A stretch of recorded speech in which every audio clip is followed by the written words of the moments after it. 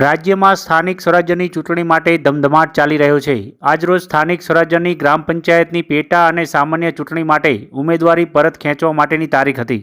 આજે પણ રાજ્યમાં અનેક ગ્રામ પંચાયતો બિનહરીફ અને ઉમેદવારી પરત ખેંચવાને અંતે ગ્રામ પંચાયતો સમરસ જાહેર થઈ હતી।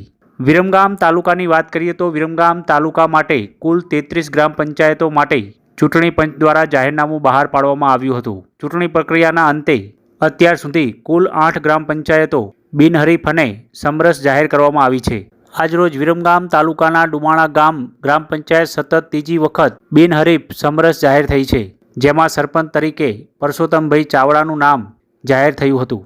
વિરમગામ તાલુકાની કુલ 16માંથી બાકી રહેલી 8 ગ્રામ પંચાયતો માટે ચૂંટણી યોજાશે, જેમાં વાત કરીએ તો વિરમગામ તાલુકાના ખુડદ, દોલતપુરા, મણિપુરા, જેટાપુર, દેવપુરા, મેલજ, કાદીપુરા, સરસાવડી તેમજ ચુનીનાપુરામાં ચૂંટણી યોજાશે।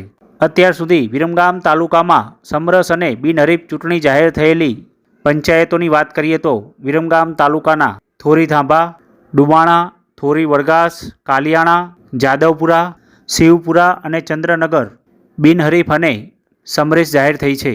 બીજી બાજુ વિરમગામ તાલુકાના કુલ 17 ગ્રામ પંચાયતના સભ્ય માટેની પેટા ચૂંટણી પણ યોજાઈ રહી છે, જેમાં વેકરિયા, મોટી કિશોલ, થોરી મુબારક, સચાણા, જખવાડા, મહેમદપુરા, નદિયાણા, ભડાણા, ગોરૈયા, કાંકરાવાડી, વણી, સોકલી, રેમલપુર, ચણોઠિયા, ઘોડા તેમજ દસરાણા ગામનો સમાવેશ થાય છે।